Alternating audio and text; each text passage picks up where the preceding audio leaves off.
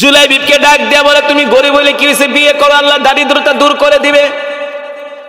জুলাইবিব রাদিয়াল্লাহু তাআলা আনহু বলে, এনো গো আল্লাহর নবী, বিয়েতে করব, এই বিয়ে করার পয়সাটাও তো নাই, বউকে যে একটা শাড়ি কিনে দিব সেই পয়সাও তো নাই, একটা ড্রেস কিনে দিব সেই পয়সাও তো নাই, আমার মতো গরিব মানুষের কাছে কে মেয়ে বিয়ে দিবে?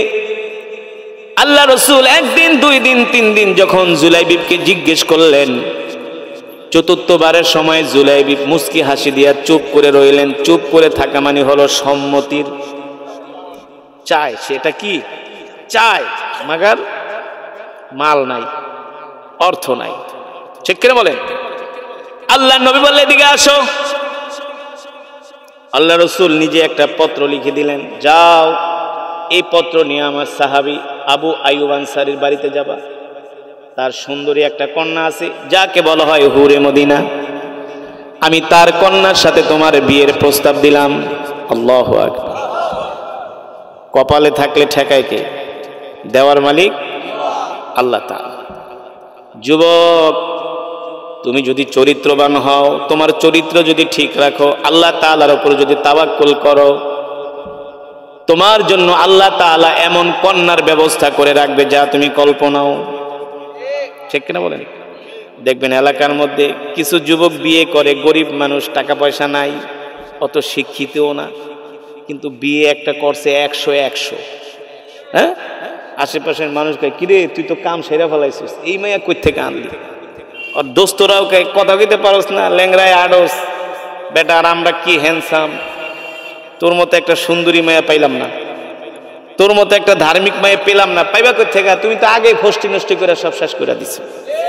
আল খাবিসাতু লিল খাবিসিনা ওয়াল খাবিসুনা লিল খাবিসাত। এই যুবক, ভালো করে শুনে রাখো, তোমার চরিত্র যদি খারাপ হয়, তুমি যাকে বিয়ে করবা ওর চরিত্র খারাপ হবে। তোমার চরিত্র যদি ভালো হয়, আত-তাইয়িবাতু লিত-তাইয়িবিনা ওয়াত-তাইয়িবুনা লিত-তাইয়িবাত, তোমার চরিত্র যদি ভালো হয়, আল্লাহ তোমার কপালে একটা সুন্দর ধার্মিক পর্দানশীল মেয়ে রাখবে, ঠিক কিনা বলেন? তার মানে খবিস পুরুষের জন্য খবিস নারী, আর খবিস নারীর জন্য খবিস পুরুষ। এই কারণে চরিত্রকে হেফাজত করতে হবে। চরিত্রকে কি করতে হবে? হেফাজত করতে হবে। আজাগায় কুজাগায় যায়া মেয়েদের সাথে ফষ্টি নষ্টি করা যাবে না। চরিত্রের অনেক দাম, চরিত্রের অনেক দাম। আজকে আমার দেশের যুবকরা মোবাইল পায়া, চরিত্র তো দূরের কথা, এখন বিয়ে করে ওই পার্কে, ওই চাইনিজে, ওই গাছের নিচে, ওই পার্ক, ওই জঙ্গলে, না, মা বাবার কোনো মতামত নেয় না। পছন্দ একটা করছে, আইসা কয় যদি বিয়া না করো তাহলে আমি গলায় ফাঁসি দিই। মা বাবারা ব্ল্যাকমেল করে, ওই মেয়ের আমি পছন্দ করি, ওরে ছাড়া আমি বাঁচুম, বিয়ে করায় দাও। মা বাবা বলে, না তোরে আমরা ভালো মেয়ে বিয়ে করাবো। দাদা দাদি নানা নানি কয়, না তোমরা বুড়া মানুষ, তোমার কথা শুনবো না। পরে মা বাবার অমতে বিয়ে করে, ওই বিয়া 3 মাসের বেশি টিকে না, ঠিক কিনা বলে? আল্লাহর নবী বিশ্ব নবী রাহমাতুল লিল আলামিন পত্র লিখে দিলেন। জুলাইবিব রাদিয়াল্লাহু তাআলা আনহু এই পত্র নিয়ে সাহাবীর বাড়িতে গেলেন। ঘরের দরজা যায় নক করতেছেন, ইফতাহিল বাব, দরজা খোলেন। দরজা খুলে দেওয়া হলো। সাহাবী দেখেন তার ঘরের সামনে একজন কালো যুবক দাঁড়ানো। কালো যুবক দাঁড়ানো। সাহাবী বলে, আমি তো তোমাকে চিনি, তোমার নাম না জুলাইবিব? হ্যাঁ। আমার বাড়িতে কি করো, কেন আসছো, কেন দরজায় নক করলা? জুলাইবিব মনে মনে ভাবে, আমার যেই চেহারা সুরত, আমার যেই বডি ফিগার, আমার যে অর্থবিত্ত নাই, এটা সে ভালো করেই জানে। আমি যদি আমার জবান দিয়া বলি আপনার কন্যার সাথে আল্লাহ রসুল আমার বিয়ের প্রস্তাব দিছে, তাহলে সাথে সাথে ডিনাই করে দিবে, না করবে। জুলাইবিব রাদিয়াল্লাহু তাআলা আনহু পত্রটা বের করে সাহাবীর হাতে দিলেন।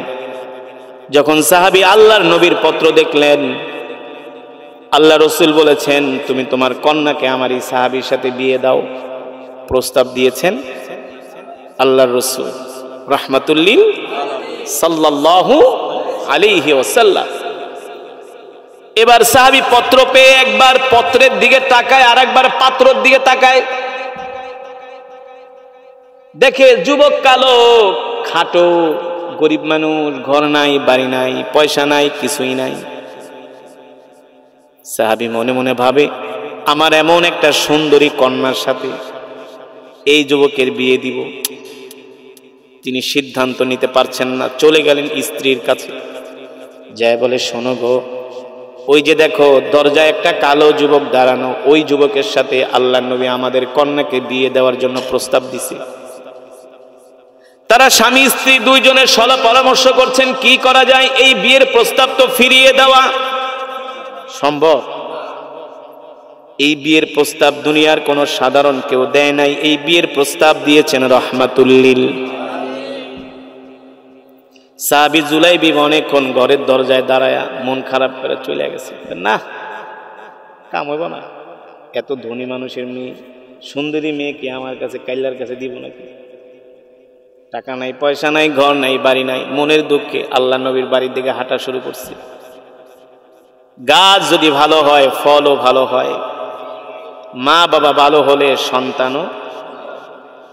এবার সাহাবীর কন্যা দূর থেকে তাকায় তাকায় দেখতেছে মা বাবা কি যেন বলছে। কন্যা এসে ডাক দিলেন, আবি ও উম্মি, এদিকে আসেন। ও বাবা, মা, কি নিয়ে আলাপ করতেছেন? বলে, মা রে, তোর সাথে বিয়ে দেওয়ার জন্য আল্লাহ নবী একটা আমাদের কাছে প্রস্তাব পাঠিয়েছেন। প্রস্তাব পাঠিয়েছেন পাত্রকে। বলে, ওই যে ঘরের সামনে দাঁড়ানো কালো একটা যুবক, এই যুবকের সাথে আল্লাহর নবী তোমাকে বিয়ে দেওয়ার জন্য প্রস্তাব দিছে। ঘরের দরজা খুলে দেখে যুবক মন খারাপ করে আল্লাহর নবীর বাড়ির দিকে হাঁটা শুরু করছে। সাহাবীর কন্যা বলে, আব্বা জান, আপনাদের মতামত কি? বলে, তোমার মতামতে আমাদের মতামত। আমরা তো আল্লাহর নবীর প্রস্তাব ফিরাই দিতে পারবো না, তোমার কি মতামত? কন্যা ডাক দিয়া বলে, আব্বা জান, আমি নিজে সিদ্ধান্ত দিতেছি, আল্লাহর নবী যেই বিয়ের প্রস্তাব আমার জন্য পাঠাইছে, এই বিয়ের প্রস্তাবে শুধু আমি রাজি না, ওই কালো যুবককে বিয়ে করে তাকে খেদমত করতে করতে আমি আমার জীবনটাকে কোরবানি করে দিব। আর এই বিয়ের প্রস্তাব ফিরিয়ে দেওয়া কোনোদিন সম্ভব? এই বিয়ের প্রস্তাব দিয়েছেন রহমাতুল্লিল আলামিন। আব্বা জান, ওই পাত্রর সাথে আমার বিয়ের ব্যবস্থা করেন। সাহাবী ডাক দিলেন, এই যুবক, আসো, যাও যাও, আল্লাহর নবীকে যে বলবা তোমার সাথে আমার কন্যাকে বিয়ে দিতে রাজি আছি। এবার তো যুবক বিয়ের কথা শুই না এক লাফ, আনন্দে আত্মহারা। জুলাইবিবের দোস্তরা ডাক দেয়, জুলাইবিব কোথায় যাও? বলে, কথা বলার সময় নাই, মদিনার সবচেয়ে সুন্দরী কন্যার সাথে আমার বিয়ের প্রস্তাব হয়ে গেছে। সাহাবী খুশি, আল্লাহ রসুলের কাছে আসলেন। আল্লাহ নবী জিজ্ঞেস করলেন, কি হলো তোমার বিয়ের প্রস্তাবে? বলে, কন্যার বাপ মা সব রাজি। আল্লাহ রসুল বলে, যাও বিয়ে করো। সাহাবী জুলাইবিব বলে, আল্লাহ নবী, বিয়ে করার মতো অর্থবিত্ত তো আমার কাছে নাই। আল্লাহ নবী বললেন, যাও যাও, তাহলে আমার মেয়ের জামাই ওসমান গনির কাছে যাও। উসমান ইবনে আফফান রাদিয়াল্লাহু তাআলা আনহুর কাছে গেলেন। হযরত উসমান ইবনে আফফান রাদিয়াল্লাহু তাআলা আনহু সাহাবীকে এক থলে দিনার দিরহাম দিলেন, বললেন, যাও বিয়ে করো, বিয়ের বাজার করো। সাহাবী জুলাইবি রাদিয়াল্লাহু তাআলা আনহু বিয়ের বাজার করার জন্য মদিনার বাজারে গেলেন। ও যুবক, একজন যুবক বিয়ের বাজার করতেছে, কত আনন্দ নিয়া ফুর্তি নিয়া বিয়ের বাজার করতেছে। বিয়ের বাজার করতে করতে তার বিয়ের বাজার শেষ হয়ে গেল। সাহাবীর কন্যার সাথে তার বিয়ে হয়ে গেল। স্ত্রীর সাথে বাসর ঘরে ঢুকেছে, ফুল সজ্জায় ঢুকেছে। এই সময়ে দুইজন যুবক আওয়াজ করে বলতেছে, এ মদিনার যুবকেরা, ঘরে বসে থেকো না, যুদ্ধের ময়দানে আসো, আল্লাহর নবী তোমাদেরকে যুদ্ধের ময়দানে ডাকছে। কোন কোন বর্ণনায় আসছে, নতুন স্ত্রীকে বাসর ঘরে রেখে স্ত্রীকে বলল, স্ত্রী তুমি আমাকে বিদায় দাও, আমি আর তোমার সাথে বাসর ঘরে সময় দিব না, সময় দিতে পারবো না। বলে কেন? আল্লাহ নবী যুদ্ধের ময়দানে সকল যুবকদেরকে ডাক দিয়েছেন, আমিও এখন যুদ্ধের ময়দানে শামিল হয়ে যাব। জুলাইবিবের নববিবাহিতা স্ত্রী ফুল সজ্জায় বসে বলে, স্বামী গো, একটা বারের জন্য আমার চেহারাটা ভালো করে দেখা যান। সাহাবী জুলাইবিব বলেন, না না না, তোমার চেহারা দেখার এখন আর আমার সময় নাই, আমি আমার নাকের মধ্যে জান্নাতের খুশবুর ঘেরান পাইতেছি। নিজের সুন্দরী নববিবাহিতা স্ত্রী যাকে বলা হয় হুরে মদিনা, নতুন স্ত্রীকে বাসর ঘরে রেখে সাহাবী জুলাইবিব রাদিয়াল্লাহু তাআলা আনহু যুদ্ধের ময়দানে রওনা হলেন। সাহাবী মনে মনে ভাবে, আল্লাহ রসুল যদি জানে আমি আমার নতুন স্ত্রীকে বাসর ঘরে রেখে যুদ্ধের ময়দানে আসছি, আল্লাহ নবী কখনো আমাকে যুদ্ধ করার অনুমতি দিবে না, কারণ আল্লাহ নবী তো কোনো স্বার্থপর নবী। আল্লাহ রসুল বললেন, আগে তুমি বিয়ে করো, বাসর ঘর করো, তারপরে আইসো যুদ্ধের ময়দানে, ততক্ষণে তো আর যুদ্ধ থাকবে না, যুদ্ধ শেষ হয়ে যাবে। জুলাইবিব রাদিয়াল্লাহু তাআলা আনহু ভাবলেন, এই অবস্থায় আল্লাহর নবী নিশ্চিত আমাকে দেখলে যুদ্ধের ময়দান থেকে ফিরিয়ে দিবে। আল্লাহ রসুল যাতে আমাকে না চিনে কি করা যায়। জুলাইবিব রাদিয়াল্লাহু তাআলা আনহু একটা ডাল আর একটা তরবারি ঘোড়া নিলেন। এবার মুখের মধ্যে একটা কালো কাপড় পেঁচালেন, যাতে তাকে কেউ চিনতে না পারে। তার চেহারা চিনলেই তো সাহাবীরা বলবে, ও আল্লাহ রসুল, আপনার সাহাবী জুলাইবিব নতুন স্ত্রীকে বাসর ঘরে রেখে যুদ্ধের ময়দানে চলে এসছে, আল্লাহ রসুল তাকে যুদ্ধ করার অনুমতি দিবে না। কিন্তু সাহাবী জুলাইবিব বলেন, আল্লাহ রসুল যুদ্ধের ময়দানে থাকবে আর আমি বাসর ঘরে থাকবো, এটা আমার দ্বারা সম্ভব না, এটা আমার দ্বারা সম্ভব না। আল্লাহ রসুলের প্রতি সাহাবীদের কেমন মহব্বত ছিল, কেমন দরদ ছিল, কেমন ভালোবাসা ছিল।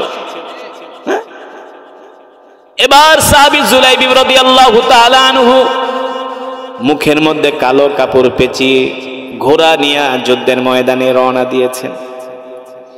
মক্কা থেকে 3000 কাফের মদিনায় আক্রমণ করবে।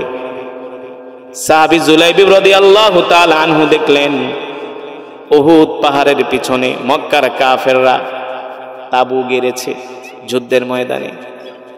সাহাবী জুলাইবিব রাদিয়াল্লাহু তাআলা আনহু তার ঘোড়াটাকে হাঁকায়া একেবারে কাফেরদের ভিড়ের মধ্যে ঢুকে গেলেন, তাবুর কাছে ঢুকে গেলেন। আকস্মিক ঢুকে জুলাইবিব রাদিয়াল্লাহু তাআলা আনহু একজন না, দুইজন না, তিনজন না, 10 জন কাফেরকে জুলাইবিব রাদিয়াল্লাহু তাআলা আনহু একাই হত্যা করলেন। 10 জন কাফেরকে মনে হয় বাজ পাখির মতো উড়ে উড়ে হত্যা করতেছেন। এক পর্যায়ে কাফেররা চতুর্দিক থেকে ঘিরে ফেলল জুলাইবিব রাদিয়াল্লাহু তাআলা আনহুকে। কাফেররা ঘিরে যেভাবে পারতেছে জুলাইবিব রাদিয়াল্লাহু তাআলা আনহুর উপরে তীর দিয়া বর্ষা দিয়া আঘাত করতেছে। এক পর্যায়ে তীর বর্ষার আঘাতে, তরবারির আঘাতে জুলাইবিব রাদিয়াল্লাহু তাআলা আনহু মাটিতে লুটিয়ে পড়লেন। যুদ্ধের ময়দানে তিনি শাহাদাতের হোমি ওষুধা পান করে শহীদ হয়ে গেলেন। কাফেরদের তাবুর কাছে জুলাইবিব রাদিয়াল্লাহু তাআলা আনহুর লাশটা পড়ে আছে। যখন যুদ্ধ থেমে গেল, আল্লাহ রসুল সাহাবীদেরকে বললেন, ও সাহাবীরা, দেখো তো আমার কোন কোন সাহাবী যুদ্ধের ময়দানে শহীদ হয়েছে, তাদের লাশগুলো আমার কাছে নিয়ে এসো। সাহাবী জুলাইবিব রাদিয়াল্লাহু তাআলা আনহুর লাশ তো পড়ে আছেন কাফেরদের তাবুর কাছে। সাহাবীরা লাশ খুঁজে খুঁজে আল্লাহ রসুলের কাছে নিয়ে হাজির করলেন, আর আল্লাহ নবী সমস্ত শহীদদের লাশগুলো দেখতেছেন। রাহমাতুল্লিল আলামিন বললেন, যাও যাও, আর কোন লাশ উহুদের ময়দানে আছে কিনা। সাহাবীরা খুঁজতে খুঁজতে দেখেন কাফেরদের তাবুর কাছে একটা লাশ পড়ে আছে, মুখের মধ্যে কালো কাপড় পেঁচানো, চেহারা চিনা যায় না। সাহাবায়ে কেরাম যে বললেন, ওগো আল্লাহর নবী, একটা লাশ ওই তাঁবুর কাছে পড়ে আছে, তার মুখের মধ্যে কালো কাপড় পেঁচানো, তাকে আমরা চিনতেছি না। আল্লাহর নবী বলে, যাও যাও, কালো কাপড় সরিয়ে দেখো এই লাশটা আমাদের নাকি অন্য কারোদের। এবার সাহাবায়ে কেরাম যখন কালো কাপড়টা মুখ থেকে সরালেন, তাদের আর চিনতে বাকি রইল না এই লাশ যিনি, তার নাম হলো রাসূলের কলিজার টুকরা সাহাবী জুলাইবি। রাসূলের পেয়ারা সাহাবী জুলাইবি রাদিয়াল্লাহু তাআলা আনহুর লাশ যুদ্ধের ময়দানে মুখ থুবড়ে পড়ে আছেন।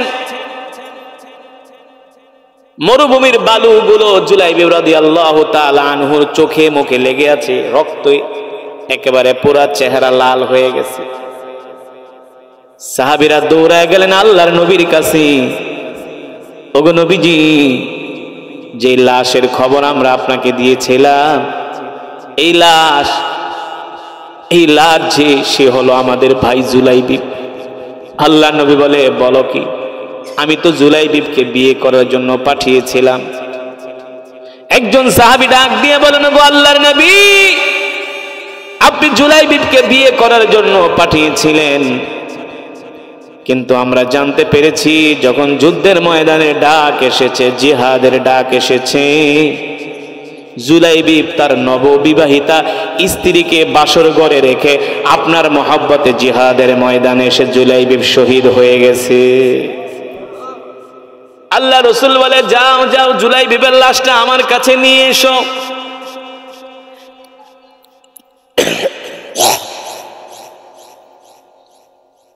এবার সাহাবী জুলাইবিব রাদিয়াল্লাহু তাআলা আনহুর লাশ আল্লাহ রাসূলের কাছে আনা হলে আল্লাহ নবী জুলাইবিব রাদিয়াল্লাহু তাআলা আনহুর চেহারার মধ্যে হাত ভুলায় আদর করতেছেন আর বলতেছেন, জুলাইবিব, আমি তোমাকে পাঠিয়েছিলাম বিয়ে করার জন্য, কিন্তু তুমি আমার মহব্বতে বিয়ে করো নাই। যুদ্ধের ময়দানে এসে, জিহাদের ময়দানে এসে শহীদ হয়ে গেছো। জুলাইবিব, যাও যাও, আল্লাহ তোমার জন্য জান্নাত রেডি করে রেখেছে। আল্লাহ নবী জুলাইবিবকে আদর করতেছেন। আর সাহাবায়ে কেরাম দেখতেছেন আল্লাহ রাসূলের চোখ মোবারক দিয়া ঝরঝর করে পানি পড়তেছে রাসূলের প্রিয় সাহাবীর জন্য। আহ, কেমন দরদি সাহাবী ছিলেন, আল্লাহ রাসূলকে কত মহব্বত করতেন। নিজের নববিবাহিতা স্ত্রীকে বাসর ঘরে রাইখা আয়েশা যুদ্ধের ময়দানে শহীদ হয়ে গেছে। সাহাবারাও কান্না করেন, আল্লাহ নবীও কান্না করেন। হঠাৎ করে আল্লাহ নবী, বিশ্ব নবী রাহমাতুল লিল আলামিন একবার আসমানের দিকে তাকান, আর একবার জুলাইবিবের লাশের দিকে তাকান। আল্লাহ নবী মুস্কি মুস্কি হাসেন। সাহাবায়ে কেরাম প্রশ্ন করলেন, ওগো আল্লাহ রাসূল, আমরা দেখলাম আপনি একবার জুলাইবিবের দিকে তাকান আর একবার আসমানের দিকে তাকায় হাসতেছেন, কারণ কি? আল্লাহ নবী উত্তর দেয়, সাহাবীরা রে,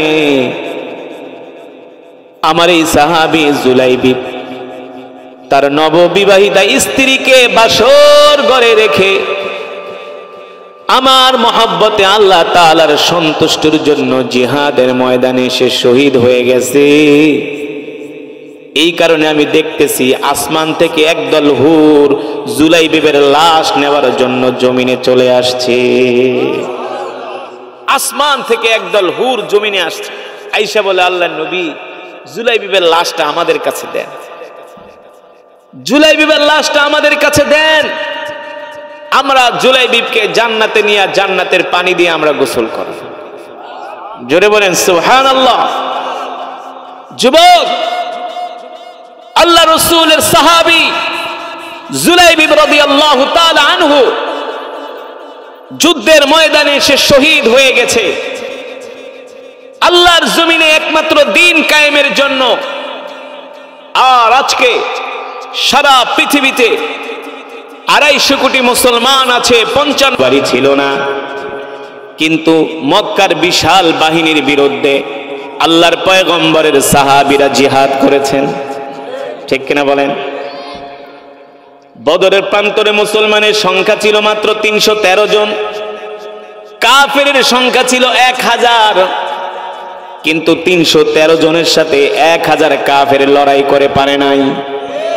উহুদের ময়দানে মুসলমানের সংখ্যা ছিল মাত্র 800 আর কাফেরের সংখ্যা ছিল 3000। উহুদের ময়দানও কাফেররা মুসলমানের সাথে পারে নাই। মুতার প্রান্তরে মাত্র মুসলমানের সংখ্যা হলো 3000 আর রোমান বাহিনীর সৈন্য সংখ্যা হলো 2 লাখ। ওই মুতার প্রান্তরেও 3000 মুসলমানের সাথে 2 লক্ষ কাফের পারে নাই।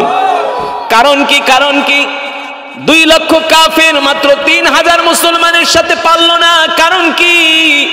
ওই যুদ্ধের ময়দানে মুসলমান অস্ত্রের জোরে, ক্ষমতার জোরে যুদ্ধের ময়দানে তারা বিজয় অর্জন করে নাই। ওই যুদ্ধের ময়দানে তারা বিজয় অর্জন করেছে ঈমানের বলে, আল্লাহর রহমতে। ঠিক কিনা বলেন? ওই সাহাবীদের মাঝে ঈমান ছিল, আল্লাহ রাসূলের মহব্বত ছিল তাদের দিলের মাঝে। ঠিক কিনা বলেন? কেমন মহব্বত ছিল সাহাবায়ে কেরাম রিদওয়ানুল্লাহি তাআলা আলাইহিম আজমাইন। তারা আল্লাহর নবীর জন্য জীবন দিতে পারতেন। যে কোনো সময়ে, যে কোনো মুহূর্তে আল্লাহ রাসূলের জন্য তারা জীবন দেওয়ার জন্য প্রস্তুত ছিল। ঠিক কিনা বলেন? আল্লাহর জমিনে দ্বীন কায়েমের জন্য প্রস্তুত ছিল। সেই কথাই আল্লাহ তাআলা কোরআনুল কারীমের মধ্যে বলেন, কুল ইন কুনতুম তুহিব্বুনাল্লাহা ফাত্তাবিউনি ইউহিব্বুকুমুল্লাহ ওয়া ইয়াগফির লাকুম যুনুবাকুম ওয়াল্লাহু গফুরুর রহিম। আল্লাহু আকবার। আল্লাহ রাব্বুল আলামিন বলেন, নবী দুনিয়ার মানুষদেরকে বলে দেন, এ দুনিয়ার মুসলমানেরা, দুনিয়ার মানুষেরা, তোমরা যদি আল্লাহ তাআলাকে পেতে চাও তাহলে সর্বপ্রথম তোমরা তোমাদের নবীকে ভালোবাসো। ঠিক কিনা বলেন? আর আল্লাহ রাসূলকে, প্রিয় নবীকে শুধু মুখে মুখে ভালোবাসলে হবে না, আল্লাহ রাসূলকে নিজের জীবনের চেয়েও ভালোবাসতে হবে। না, নিজের সন্তানের চেয়েও ভালোবাসতে হবে, নিজের স্ত্রীর চেয়েও ভালোবাসতে হবে আল্লাহর নবীকে। ঠিক কিনা বলে? যুবক ভালো করে শুনে রাখো, তুমি যদি মুমিন হতে চাও, ইমানদার হতে চাও, জান্নাতি হতে চাও, তাহলে সর্বপ্রথম তোমার নবীকে ভালোবাসতে হবে। ঠিক কিনা বলেন? কেমন ভালোবাসতে হবে? তোমার সন্তানের চেয়েও নবীকে ভালোবাসতে হবে, তোমার মা বাবার চেয়েও আল্লাহ রাসূলকে ভালোবাসতে হবে। ঠিক কিনা বলেন? তোমার সুন্দরী স্ত্রীর চেয়েও আল্লাহর নবীকে ভালোবাসতে হবে। ঠিক সাহাবায়ে কেরাম এমন করে আল্লাহর নবীকে ভালোবেসেছিলেন, নিজের স্ত্রীর চেয়েও আল্লাহর নবীকে ভালোবাসছেন। এই জামানায় মুসলমানরা শুনলে মাথায় হাত দিয়ে বলবো, বলে কি নিজের স্ত্রীর চেয়েও আবার নবীজি কিনা কি ভালোবাসতে হয়? এগুলো মুসলমান জানেই না। ঠিক কিনা বলেন? হ্যাঁ হ্যাঁ, নিজের স্ত্রীর চেয়েও আল্লাহ রাসূলকে ভালোবাসতে হয়, নিজের বাসর ঘরের ফুর্তি করার চেয়েও আল্লাহর নবীকে ভালোবাসতে হয়। জানেন না? রাসূলের একজন সাহাবী ছিলেন, তার নাম হলো জুলাইবিব রাদিয়াল্লাহু তাআলা আনহু। নাম কি? জুলাইবিব। নামটা মনে রাখেন যুবক, তোমরাও তো যুবক।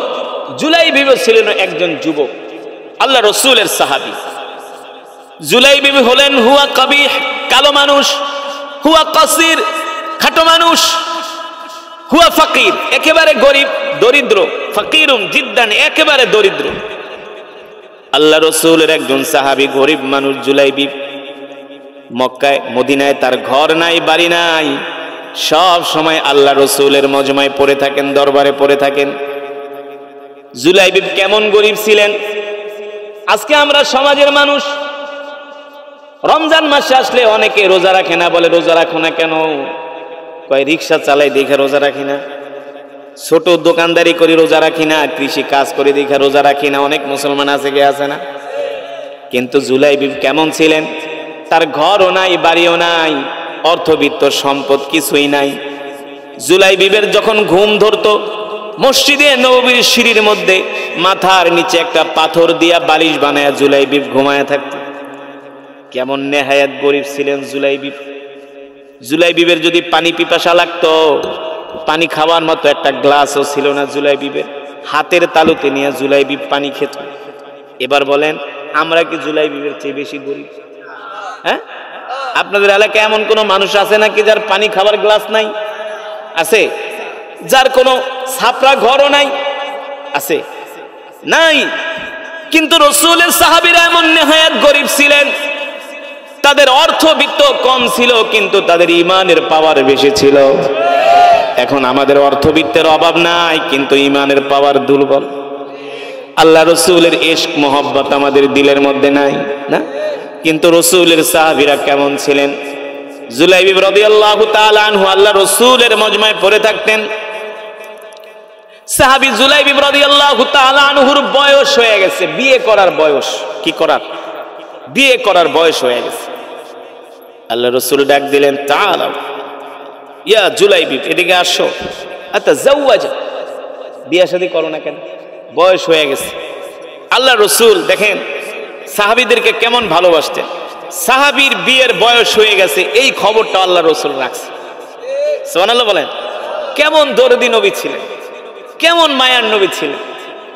জুলাইবিব রাদিয়াল্লাহু তাআলা আনহু বলেন, ওগো আল্লাহর নবী, আমি একটা গরিব মানুষ, আমি একটা ফকির মানুষ, কাঙাল মানুষ, আমি বিয়ে করি নাই, এই খবরটা আপনি রাখছেন।